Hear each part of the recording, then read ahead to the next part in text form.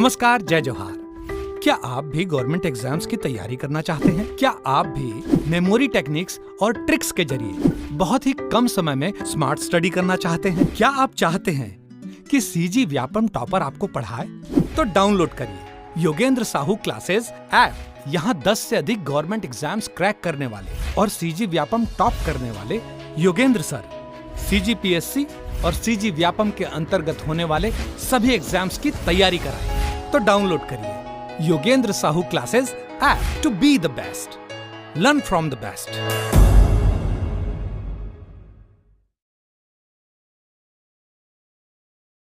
कोई भी सपना साकार करने के लिए सबसे जरूरी है सही कोच का होना। चुनिए Yogendra Sahu classes first rank को और करे अपने सीजी व्यापम CGPSC का सपना साकार। Download the app now.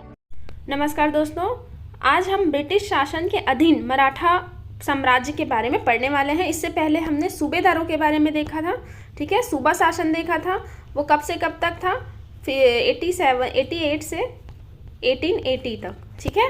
1788 से 1880 तक, ठीक है। अब यहाँ से 1818 से 1830 तक कौन सा शासन आता है? ब्रिटिश शासन के अधीन मराठा, ठीक है। मराठा शासन था बट ब्रिटिश के अधीन था। कैसे हुआ, कुछ इतिहास के बारे में जानते हैं।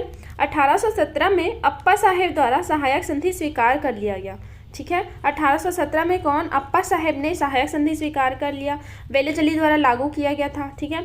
1818 में छत्तीसगढ़ प्रथम बार ब्रिटिश शासन के अधीन आया, ठीक है। डेट पूछता है कब छत्तीसगढ़ ब्रिटिश शासन के पहली बार अधीन हुआ, तो 1818 में, ठीक है। ब्रिटिश संरक्षण स्थापित करने का मुख्य कारण था भोसला शासक रघुजी तृतीय का अवयस्क होना। जो भोसला शासक थे, नागपुर में जो शासन कर रहे थे, ठीक है, रघुजी तृतीय, वो अल्पवयस्क थे या अवयस्क थे, तो उनके कारण ब्रिटिश संरक्षण स्थापित करना पड़ा और उन ब्रिटिश संरक्षण के अधीन भोसलों को शासन करना पड़ा, ठीक है। ब्रिटिश सुप्रिंटेंडेंट या अधीक्षक के माध्यम से शासन किया गया, ठीक। ये अल्पकाल थे ना, अल्पायु थे, इसलिए कौन से ब्रिटिश सुप्रिंटेंडेंटों की नियुक्ति की गई, किनके द्वारा? रघुजी तृतीय के द्वारा, ठीक है, या अधीक्षक के माध्यम से। ये तो अवयस्क थे ना, तो इनके बिहाफ में ये अधीक्षक कार्य करते रहे, ठीक है। तो रघुजी तृतीय के जो अवयस्क होने के कारण किन्होंने ब्रिटिश सुप्रिंटेंडेंट या अधीक्षक की नियुक्ति की? हमने देखा था लास्ट में कि ब्रिटिश रेजिडेंट कौन थे? जेनकिंस ने सूबा पद्धति को समाप्त किया और क्या किया था? ब्रिटिश अधीक्षकों की नियुक्ति की थी। ये जेनकिंस क्या है?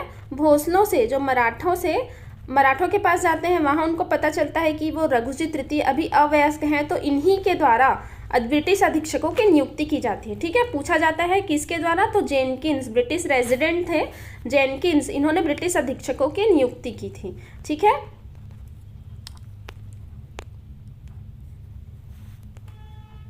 अब देखते हैं, यह ब्रिटिश जो सुप्रिंटेंडेंट थे वो नागपुर के अधीन ही होता था, क्योंकि जो रघुजी तृतीय थे वो नागपुर में शासन था उनका, ठीक। यहाँ छत्तीसगढ़ से प्रत्यक्ष शासन नहीं कर रहे थे।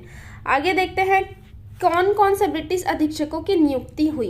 तो सबसे पहले आते हैं कैप्टन एडमंड। ये कब से कब तक थे? 1818 में ही थे, मतलब 1 साल का ही इनका कार्यकाल था, बहुत छोटा कार्यकाल था, पर कुछ कार्य किए उन्होंने। क्या किए? छत्तीसगढ़ के प्रथम ब्रिटिश अधीक्षक थे। कौन? कैप्टन एडमंड, ठीक है। इन्हें या फिर इन्हें सुप्रिंटेंडेंट कैप्टन भी कहा जाता है। क्या कहा जाता है? सुप्रिंटेंडेंट कैप्टन, ठीक है। छत्तीसगढ़ के प्रथम ब्रिटिश अधीक्षक कौन थे पूछते हैं, तो एडमंड, याद रखिएगा। इनकी राजधानी कहाँ थी? रतनपुर में थी, ठीक। रतनपुर से मराठा शासन करते थे, तो वहीं पर ही ब्रिटिश अधीक्षकों की नियुक्ति की गई। इनके शासनकाल में डोंगरगढ़ का विद्रोह हुआ था, ठीक है। 1818 में ही थे। कौन? एडमंड थे।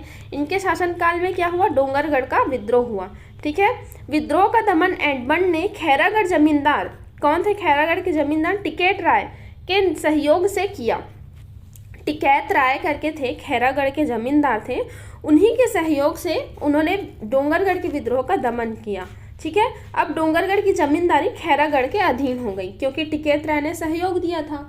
अब ये याद रखिए कि जिस जमींदारी ने भी अंग्रेजों का सहयोग किया था किसी का दमन करने के लिए, तो अंग्रेज क्या करते थे? वही जमींदारी उन्हें उपहार स्वरूप या इनाम स्वरूप प्रदान कर देते थे, ठीक है।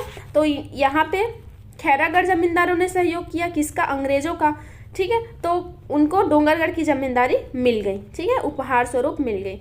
तो एडमंड को कैसे याद रखेंगे? कैप्टन एडमंड 1818 में थे, छत्तीसगढ़ के प्रथम ब्रिटिश अधीक्षक थे, उन्हें सुपरिटेंडेंट कैप्टन भी कहा जाता है। इनकी राजधानी क्या थी? रतनपुर थी। इन्होंने क्या कहा? ऐड देखते देखते क्या किया? डोंगरगढ़ का विद्रोह देखा। एडवर्टाइजमेंट जानते हैं ना, तो एडवर्टाइजमेंट देखा कहाँ? डोंगरगढ़ में देखा, ठीक है, ऐसे याद रख सकते हैं। डोंगरगढ़ की हम पहाड़ी देखते हैं ना, बहुत ऊंचा है, ठीक, तो वैसे ही डोंगरगढ़ में क्या देखे? ये ऐड देखे, ठीक है, तो डोंगरगढ़ का विद्रोह याद हो जाएगा, ठीक। फिर खैरागढ़ के जमींदार ने इनकी सहायता की थी विद्रोह के दमन में, ये याद रखिएगा, ठीक है। अब आगे देखते हैं, दूसरे आते हैं अधीक्षक कैप्टन एगेन्यू। एगेन्यू कब से कब तक थे? 1818 से 25 तक, 18 से 25 तक थे, ठीक है। एगेन्यू कब से थे? 18 से 25 तक। छत्तीसगढ़ के प्रशासनिक ढांचे का इन्होंने पुनर्गठन किया था। छत्तीसगढ़ में प्रशासनिक व्यवस्था थोड़ी चरमरा गई थी, ठीक है, मराठों के प्रशासन के बाद थोड़ी कमज़ोर हो गई थी, तो उनका प्रशासनिक व्यवस्था का पुनर्गठन किया किसने? एगेन्यू ने। इन्होंने और क्या क्या कार्य किया? 1818 में राजधानी परिवर्तन की, रतनपुर से रायपुर को राजधानी बना ली, ठीक है, अब रायपुर नवीन राजधानी बन गई थी, ठीक। 27 परगनों को 8 परगनों में सीमित कर दिया। क्या किया? 27 परगनों को 8 परगनों में सीमित कर दिया। कौन कौन से परगने थे? रतनपुर, रायपुर, धमतरी, दुर्ग, धमधा, नवागढ़, राजहरा, खरौद और बालोद। बालोद नौवां परगना सबसे लास्ट में बना था, ठीक है, पहले 8 परगनों में सीमित कर दिया, फिर 9वां वाला बाद में और बना, ठीक, बालोद बना था 9वां। पूछ सकता है कि कौन सा 9वां परगना बना, तो बालोद बना। तो कैप्टन एगेन्यू के और प्रशासनिक सुधार कार्य थे कि इन्होंने पटेल का पद समाप्त कर दिया, जो मराठा काल में था ना पटेल का पद, उसे समाप्त कर दिया और गौटिया का पद को बनाए रखा था। इन्होंने बरार पांडे, पोतदार, अमीन पद की नियुक्ति की थी। किस किस की? बरार पांडे, पोतदार, अमीन। एक अमीन पटवारी होता है, जो गांव का जो ग्रामीण विस्तार अधिकारी होता है ना, उसे ही अमीन कहते हैं। तो अमीन पद की नियुक्ति किसने की थी? तो एगेन्यू ने, याद रखिएगा। और क्या था, क्या किया था इन्होंने? भू राजस्व लगान 3 किस्तों में देने का प्रावधान किया था। भू राजस्व लगान 3 किस्तों में दिया जाने का प्रावधान। पंड्या नामक अधिकारी की नियुक्ति किया था, ठीक है, जो 20-30 गांवों का जो राजस्व वसूली का देखभाल करता था या देख रेख करता था, पंड्या नामक अधिकारी, ठीक है। वस्तु विनिमय के आधार स्थान पर मुद्रा विनिमय को बढ़ावा दिया, ठीक, वस्तु विनिमय के स्थान पर मुद्रा विनिमय को बढ़ावा दिया, ठीक है। इसके कार्य को हम फिर से देखते हैं, क्या क्या किया और कैसे याद रखेंगे। एगेन्यू को कैसे याद रखेंगे? एग निकल के आ रहा है, हाँ, ठीक है, एग। तो इन्होंने क्या किया? एग खाते खाते रतनपुर से रायपुर आ गए, ठीक है, रास्ते में जाते हैं तो हम लोग कुछ खाते हैं ना, तो ये क्या खाएं?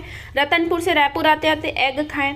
एग खाते खाते रायपुर को नवीन राजधानी बना ली, ठीक है। 27 परगनों को 8 परगनों में विभाजित कर दिया, ठीक है। 8 प्रकार के एग खाए, ऐसे याद रख लीजिएगा। 27 से पहले 27 एग खाते थे, फिर 8 एग खाने लगे, ठीक।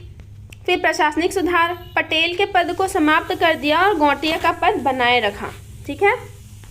सबसे ज़्यादा क्वेश्चन पूछता है कि राजधानी परिवर्तन किसने किया, कौन से ब्रिटिश अधीक्षक के काल में हुआ? तो 1818 में हुआ, याद रखिएगा। किसने किया? एग खाते खाते राजधानी परिवर्तन, मतलब रतनपुर से रायपुर है, हम जाते हैं कहीं तो टिफिन पैक करके ले जाते हैं, इस टाइप का आप याद रख सकते हैं। रतनपुर से रायपुर क्या खाते हुए आया? वो एग खाते हुए आया, मतलब राजधानी परिवर्तन कब? 1818 में। रायपुर राजधानी बनी 1818 में, ठीक है। छत्तीसगढ़ के प्रशासनिक ढांचे का पुनर्गठन किया किसने? एगेन्यू ने। भू राजस्व व्यवस्था को 3 भागों में विभाजित किया था, ठीक है। 27 परगनों को 8 परगनों में सीमित कर दिया था, ठीक है। पहले से याद रखना, पहले 27 अंडा खाता था, एग खाता था, अब 8 एग खाने लगा, ठीक। फिर प्रशासनिक सुधार, पटेल का पद समाप्त, बरार पांडे अमीन की नियुक्ति, पंड्या नामक अधिकारी की नियुक्ति भी किया था। वस्तु विनिमय के आधार पर मुद्रा विनिमय को बढ़ावा दिया। भू राजस्व लगान 3 किस्तों में देने का प्रावधान किया, ठीक है। मोस्ट इंपॉर्टेंट क्या है? राजधानी परिवर्तन, ठीक है। इनका कार्यकाल याद रखिएगा 18 से 25 तक का, हाँ, ठीक।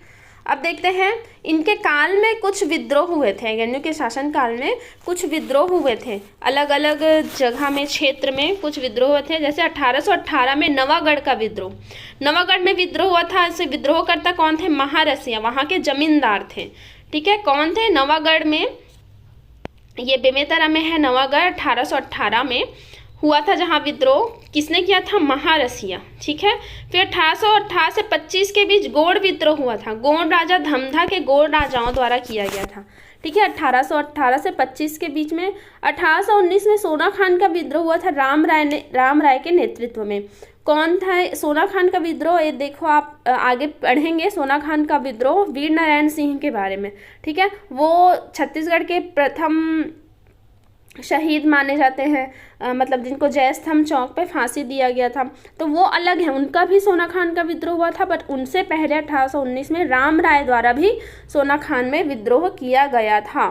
ठीक है। फिर 1824 से 25 में परलकोट में विद्रोह हुआ था, गेंद सिंह विद्रोह करता था, गेंद सिंह। इसका दमन किसने किया था? कैप्टन पेबे द्वारा इसका दमन किया गया था। फिर है, एक डेट तो नहीं पता, बट सामंत भारती का विद्रोह हुआ था। किनके द्वारा किया गया था? सामंत भारती द्वारा। ठीक है। कहाँ किया गया था वो भी एग्जैक्ट इसका लोकेशन नहीं पता, परंतु इसका विद्रोह हुआ था सामंत भारती का विद्रोह। किसके शासनकाल में? तो याद रखिए, एगेन्यू के शासनकाल में। तो एगेन्यू ने ऐसे याद रख सकते हैं कि राजधानी परिवर्तन किया, रतनपुर से रायपुर लाया, या एग खाने लगा तो सब लोग विद्रोह करने लगे। किसने किसने विद्रोह किया? महारसिया ने। कहाँ के? नवागढ़ के। ठीक है। तो आप ये भी याद रख सकते हैं, 1818 में ही नवा रस पिए, मतलब गन्ना रस पीते हैं, तो यहाँ पे नवा रस याद रख सकते हैं। नवा रस मतलब नवा और रसिया, तो याद रहेगा महारसिया। ठीक है। नवागढ़ का विद्रोह किसने किया था? रसिया ने। ठीक। फिर 1818 से 25 में गोंड विद्रोह धमधा में था। ठीक है। धमधा में क्या? गोंड राजाओं का विद्रोह था। 1819 में सोना खान का विद्रोह राम राय द्वारा। ठीक है। राम राय द्वारा सोना खान का विद्रोह। परलकोट विद्रोह गेंद सिंह द्वारा। परलकोट विद्रोह 1824-25 में गेंद सिंह द्वारा किया गया था।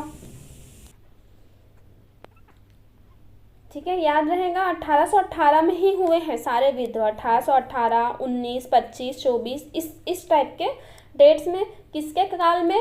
याद रखिएगा, वो राजधानी परिवर्तन किया तो कुछ भी परिवर्तन होता है, लोग विरोध करते हैं, तो इन लोगों विरोध किए। किन्होंने किया? नवागढ़ के लोगों ने, महारसिया, नवा रसिया बोल सकते हैं। ठीक है। गोंड राजा धमधा राजाओं ने किया, धमधा के गोंड राजाओं ने किया, सोना खान का राम राय ने किया। ठीक है। फिर परलकोट विद्रोह गेंद सिंह ने किया। ये बहुत इंपॉर्टेंट है परलकोट विद्रोह, इसके बारे में आगे और डिटेल से पढ़ेंगे विद्रोह वाले सेक्शन में। परलकोट विद्रोह किसने किया था? गेंद सिंह ने किया था। याद रखिएगा, गेंद सिंह। ठीक है। इनको फांसी दे दिया गया था। फिर सामंत भारती का विद्रोह सामंत भारती द्वारा किया गया था। ठीक है। तो ये कैप्टन एगेन्यू के कार्य याद रखिएगा। अब आगे बढ़ते हैं, कैप्टन हंटर। कैप्टन हंटर 1825 में ही रहे, कुछ खास काम किए नहीं। इसके बाद देखते हैं कैप्टन सैंडिस 1825 से 28 तक। ठीक है। कैप्टन सैंडिस 1825 से 28 तक। इन्होंने क्या किया? ताहूतदारी प्रथा की शुरुआत की। ताहूतदारी प्रथा, सैंडिस ने क्या किया? ताहूतदारी प्रथा की शुरुआत की। ठीक है। और इन्होंने लोरमी व तरेंगा 2 ताहूतदार का निर्माण कराया। ताहूतदार था क्या था? मतलब समझ लीजिए एक क्षेत्र था, उसको ताहूतदारी प्रथा, जैसे तहसीलदारी प्रथा होती ना, वैसे ही उस समय ये ताहूतदारी प्रथा लागू किए थे। ठीक। तो लोरमी और तरेंगा नामक 2 ताहूतदार का निर्माण किया। ठीक है। फिर बस्तर, कांकेर, जयपुर व करद राज्यों में विवाद समझौता करवाया। बस्तर, कांकेर, जयपुर था, और करद राज्य, कोई करद राज्य थे, मतलब आसपास के जो बहुत सारे क्षेत्र को मिलाकर जो शासन करते थे उन्हें करद राज्य कहा जाता था। उनमें विवाद हुआ था, तो उनमें समझौता कराया था। किसने? कैप्टन सैंडिस ने। ठीक है। सरकारी कामकाज का माध्यम अंग्रेजी किया था। सरकारी कामकाज का माध्यम क्या किया था? अंग्रेजी किया था। और साथ ही अंग्रेजी वर्ष को मान्यता दिया था। जो हिंदू वर्ष और मुस्लिम वर्ष जो कैलेंडर चलते थे ना, उसको हटा दिया और क्या किया? अंग्रेजी वर्ष को मान्यता दिया। ठीक है। छत्तीसगढ़ में डाक तार व्यवस्था प्रारंभ किया। डाक तार, ठीक है, पोस्टल सर्विसेज। फिर सैनिक असैनिक अधिकार भी इनके पास ही था। किसके पास? हमारे ये कैप्टन सैंडिस के पास। ठीक है। ठीक। तो और क्या कार्य किया इन्होंने? ठीक है। इतने ही कार्य हैं इनके, तो इसे याद कैसे रखेंगे? कैप्टन सैंडिस ने क्या, सैंडिस मतलब सैंडिस से क्या निकल के आ रहा है? सैंडविच निकल के आ रहा है। ठीक है। सैंडविच, तो इन्होंने लोडेड, लो से लोडेड, लोरमी है तो उसे हम क्या करें, लोडेड तरेंगा सैंडविच खाया उन्होंने। क्या खाया, लोडेड तरेंगा सैंडविच, ठीक है। लोडेड तरेंगा सैंडविच, तो वो क्या था, वो ताहूतदार था, आपको याद आ जाएगा, ठीक। फिर क्या किया, ये अकेले खा रहा था लोडेड तरेंगा सैंडविच, तो बस्तर, कांकेर, जयपुर और करद राज्यों में विवाद हो गया कि हम भी खाएंगे, क्योंकि बस्तर, कांकेर ये क्या है, जंगली एरिया है, आदिवासी एरिया है, तो उन लोग सैंडविच देखे नहीं थे, है ना, तो सैंडविच खाएंगे करके विद्रोह कर दिए। तो उनके बीच में जाके सैंडविच खाते खाते क्या कराया, समझौता कराया, ठीक है, ऐसे याद रख सकते हैं, ठीक। और सैंडविच कौन खाता है, ये हमारे भारतीयों की देन नहीं है, ये अंग्रेजों की देन है सैंडविच, ठीक है। तो अंग्रेजों लोग सैंडविच खाते थे, तो उन्होंने क्या किया, यहाँ का मीडियम भी अंग्रेजी कर दिया, ऐसे याद रख सकते हैं। सैंडविच खाते खाते, सैंडविच वहाँ कहाँ का है, अंग्रेजी सरकार का, तो माध्यम अंग्रेजी कर दिया, सरकारी कामकाज का माध्यम, और अंग्रेजी वर्ष को मान्यता दे दिया, ये दो याद रख सकते हैं। फिर सैनिक असैनिक अधिकार इनके पास था, और सैंडविच को डाक तार की व्यवस्था से भी भेजा जाने लगा, मतलब अपना जोमेटो, स्विगी ऐसा करते हैं ना, तो डाक तार मतलब होम डिलीवरी भी, ऐसा समझ लीजिए, ऐसा डाक घर आता है ना आपके घर में डाक, तो वो व्यवस्था प्रारंभ किया। तो सैंडविच का घर पहुंच सुविधा भी प्रारंभ किया, किसने किया, सैंडविच ने, तो ऐसे याद रख सकते हैं, ठीक है। सैंडविच खाया, कौन सा, लोडेड तरेंगा सैंडविच, क्या था वो, ताहूतदारी था। फिर सैंडविच खाते देख बस्तर, कांकेर, जयपुर, करद राज्यों में विवाद हुआ, से सुलझाया, ठीक है। सैंडविच कौन खाते हैं, तो अंग्रेजों का देन है, तो अंग्रेजी माध्यम कर दिया, ठीक है, कामकाज का और अंग्रेजी कैलेंडर। असैनिक सैनिक अधिकार इनके पास था, फिर सैंडविच को होम डिलीवरी भी शुरू कर दिया, मतलब डाक तार व्यवस्था शुरू किया। ऐसे याद रखेंगे ना उसको, क्या क्या हुआ था सैंडविच से लेके, या जैसे भी कोड बना के, तो आपको तुरंत याद आ जाएगा, ठीक है। इसका डेट याद रखिएगा 1825 से 28 तक, ठीक, 25 से 28 तक थे। अब आगे देखते हैं, कैप्टन विल्किंसन, इन्होंने भी कोई कार्य नहीं किया। फिर कैप्टन क्राफर्ड आए थे, ये छत्तीसगढ़ के अंतिम ब्रिटिश अधीक्षक थे। कौन थे, क्राफर्ड, अंतिम ब्रिटिश अधीक्षक थे। यहाँ ब्रिटिश संरक्षण की समाप्ति होती है कब, 1828 से 30 में, 30 में समझ लीजिए, 1830 में ब्रिटिश संरक्षण की समाप्ति होती है, ठीक। फिर इनके द्वारा भोसलों को सत्ता का हस्तांतरण किया जाता है, ठीक। अंग्रेजों व रघुजी तृतीय के मध्य संधि के तहत नागपुर व अधीन राज्य पुनः मराठों को सौंपने की सहमति दे दी गई, ठीक है। अब रघुजी तृतीय क्या हो गए, वयस्क हो गए थे, तब उनको सत्ता हस्तांतरित कर दिया गया, ठीक है। अंग्रेजों और रघुजी तृतीय के मध्य संधि हुआ, तब नागपुर के अधीन राज्य पुनः मराठों को सौंपने की सहमति बन गई। तो ये जो थे क्राफर्ड थे ना, अंतिम ब्रिटिश अधीक्षक, इन्होंने क्या किया, कृष्णराव अप्पा को शासन सौंप दिया, ठीक है। भोसलों को सत्ता हस्तांतरण किया, कौन थे भोसले, वहाँ पे कौन थे शासक थे, रघुजी तृतीय थे, बट उनके साइड से किसने ग्रहण किया, किसको सौंपा गया, तो कृष्णराव अप्पा को, हम आगे देखेंगे, ठीक है, ठीक। तो ये अपने 6 कौन थे, ब्रिटिश अधीक्षक थे। कौन कौन से, इसे फिर से रिवाइज करते हैं। पहले थे कैप्टन एडमंड, फिर दूसरे थे एगेन्यू, फिर हंटर, फिर तीसरे थे हंटर के बाद सैंडिस, फिर विल्किंसन, और फिर लास्ट थे कैप्टन। तो कैसे याद रख सकते हैं, कैप्टन एडमंड, ठीक है, इसने क्या किया, एडमंड ने क्या खाया, एग खाया, ठीक है। एडमंड ने एग खाया, ऐसे याद रख सकते हैं। कोड क्रम बता रही हूँ, कैसे क्रम याद रखेंगे। सबसे पहले आएंगे एडमंड, एड देखा तो उसने क्या खाया, एड देख के उसको एग खाने का मन हुआ, तो फिर उसे हंटर पड़ा, तू एग खाएगा ये बोल के हंटर पड़ा उसको, मतलब कैप्टन हंटर।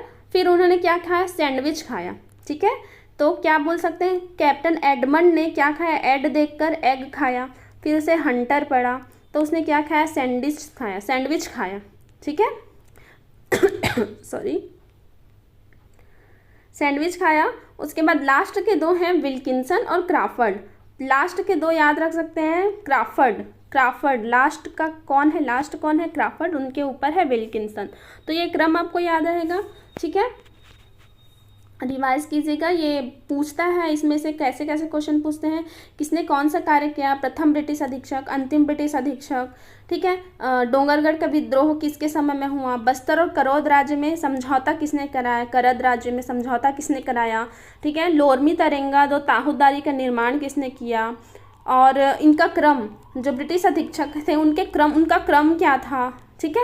ये सारे क्वेश्चंस पूछते हैं। ब्रिटिश संरक्षण की समाप्ति कब हुई, किनके काल में हुई, क्राफर्ड के कब हुई, 1830 में हुआ, ठीक है। इन्होंने किसे सत्ता सौंपा था, तो भोसलों को, मराठों को पुनः सत्ता सौंप दिया, ठीक। तो इस प्रकार के क्वेश्चंस बनते हैं, तो इसे आप रिवाइज कीजिए। मैंने क्रम याद कराने का भी ट्रिक बताया, उसे भी फॉलो कर सकते हैं। आपको जैसा ठीक लगे आप वैसा याद भी कर सकते हैं, ठीक है। आगे इसको पढ़िए। नमस्कार, जय जोहार, जय छत्तीसगढ़। हमारे लोगन सब केंद्र और राज्य सरकार में सफल हुई। 2018 में हमारे छत्तीसगढ़ में ड्यूटी स्थापना हुई। 22 में हमारे छत्तीसगढ़ में पहला नंबर आया। तो हर तरह अपन सरकारी नौकरी छोड़ के अपने भविष्य पर पूरी तरह समर्पित है। सरकारी नौकरी करना चाहत हो तो गूगल पे तो गोविंद साहू क्लास 6 या